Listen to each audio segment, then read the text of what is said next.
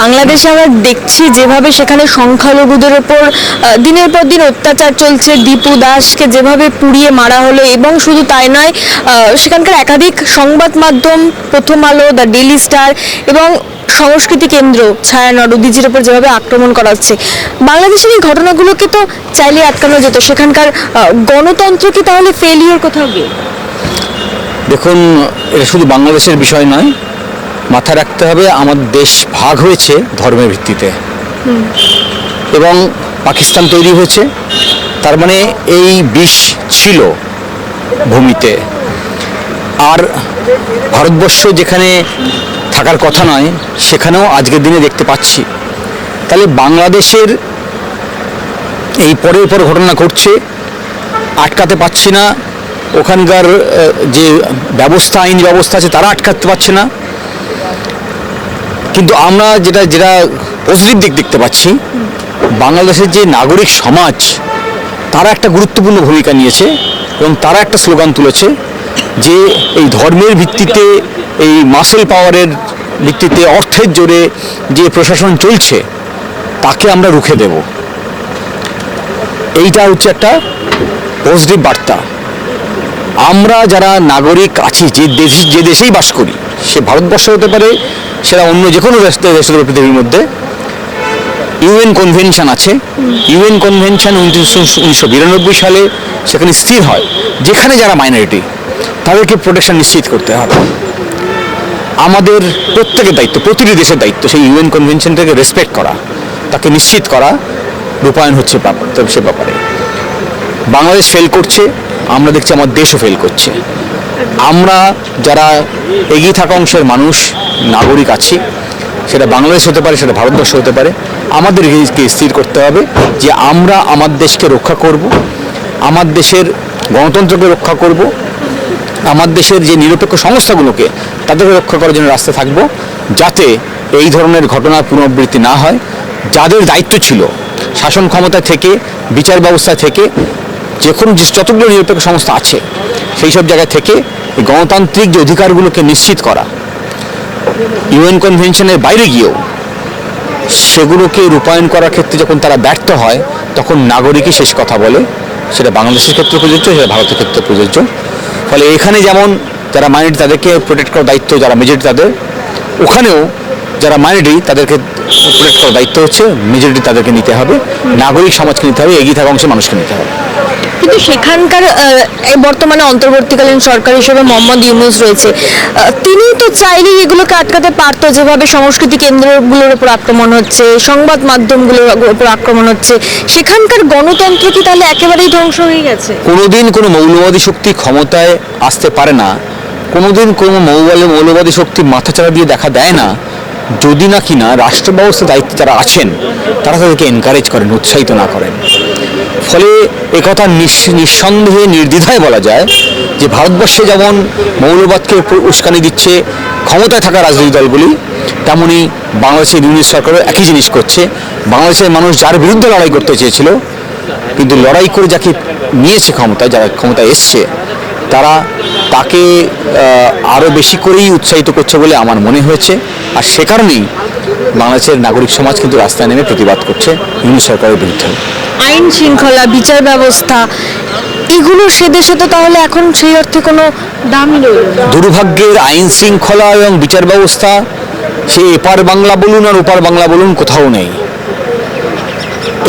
এই বিচার ব্যবস্থার যে দুর্বলতা, একে দুর্বল করার জন্যে যা প্রয়োজনীয় তো ওপার বাংলাতেও হচ্ছে, এপার বাংলাতেও হচ্ছে। নিরপেক্ষ জাজকে নিয়োগ না করা, যোগ্য জাজকে নিয়োগ না করা, যারা জাজ হিসেবে কাজ করছেন তাদের নিরপেক্ষতা নিশ্চিত করার জন্য যে ইমিউনিটি প্রয়োজন, সেই ইমিউনিটিকে নিশ্চিত না করা, এই সবগুলো মিলিয়ে যে পরিস্থিতি তৈরি হচ্ছে, তাতে জাজেরাও যারা নিরপেক্ষভাবে বিচার করতে চাইছেন তারাও হয়তো নিশ্চিতভাবে সে কাজ করতে পারছেন না। এবং কখনো কখনো তাদের উপরে যেসব ধরনের খাড়া নেমে আসছে বলে আমরা জানতে পারছি, তা ঠিক নয়, গণতন্ত্রের পক্ষে খুব ডেঞ্জারাস। ফলে বিচারককে নিরপেক্ষভাবে বিচার করতে দিতে হবে, বিচারক যারা হচ্ছেন তাদের নিরপেক্ষ হতে হবে। তারা যদি পলিটিক্যালি বায়াসড হয়ে যান, তারা যদি ইনস্টিটিউশনালি বায়াসড হয়ে যান, তাহলে নিরপেক্ষ বিচার আসবে না। আর তা আমরা দু দেশের ক্ষেত্রেই দেখতে পাচ্ছি। এটা খুব দুর্ভাগ্যের। এভাবে চলতে থাকলে তো গণতন্ত্রের যে কাঠামো, সেই কাঠামো তো ধীরে ধীরে শেষ হয়ে যাবে ওপার বাংলায়, যদি কথা বলি বর্তমানে যে পরিস্থিতি। গণতন্ত্রের কাঠামো ধীরে ধীরে ক্ষয়িষ্ণু হয়ে উঠেছে। এখন দুটি দেশের নাগরিককেই এগিয়ে আসতে হবে তাকে বাঁচানোর জন্য। এছাড়া আমার মনে হয় না আর কোনো রাস্তা আছে, না আদালত, না অন্য কোনো ইনস্টিটিউশন তারা বেঁচে আছে এগুলোকে রক্ষা করার জন্যে। নাগরিক যদি আওয়াজ তোলে তাহলে এই ইনস্টিটিউশনগুলো আবার বেঁচে উঠবে। এই ইনস্টিটিউশনগুলো বেঁচে উঠলেই দেখবেন আবার গণতন্ত্র ফিরবে। এই ধরনের ব্যবস্থাপনা বেশি দিন চলতে পারে না। এই ঘটনাকে নিয়ে আমাদের এদেশের প্রধানমন্ত্রী নরেন্দ্র মোদী কার্যত চুপ। এটা কি কোথাও গিয়ে আদানির সঙ্গে ও দেশের সম্পর্ক রয়েছে, বিদ্যুৎ সরবরাহ হয়? শুধুমাত্র বিদ্যুৎ সরবরাহ নয়, আমার দেশের প্রধানমন্ত্রী যার দায়িত্ব হচ্ছে ওয়েলফেয়ার স্টেটকে পরিচালনা করা, তিনি একরকম ব্যবসায়ীর হিসেবে কাজ করছেন। তাহলে একজন দেশের প্রধানমন্ত্রী যার জীবনকে স্যাক্রিফাইস করা উচিত ভারতের জনগণের জন্য, তিনি যদি ব্যবসায়ী হিসেবে নিজেকে পরিচয় দিতে করে তোলেন, তাহলে যা হয় তাই হচ্ছে, শোষণ হচ্ছে সাধারণ মানুষের উপরে।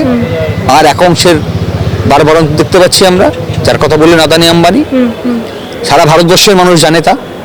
এবং এইটাকে জারি রাখার জন্যে এই যে ধর্মীয় উস্কানি, ওপার বাংলায় একটি মাইনরিটি হিন্দু যদি মারা যায়, তাহলে যারা হিন্দু ধর্মের মানুষ তাদের মনে আঘাত লাগবে। আমি বলবো সমস্ত মানব সভ্যতায় যারা আছেন সচেতন নাগরিক, তাদের সকলকে আঘাত করবে। তাহলে এই যে উস্কানি, এই উস্কানিকে প্রশ্রয় দেওয়া, সেটা ওপার বাংলাতেও করছে, যেমন এখান থেকে নরেন্দ্র মোদী, ওখান থেকে ইউনূস কিন্তু একই কাজ করছে এপার বাংলার জন্যে। ফলে প্রত্যেকে তার ক্ষমতাকে টিকিয়ে রাখার জন্যে আসলে ধর্মকে ব্যবহার করছে, যে ধর্ম দেশকে ভাগ করেছিল।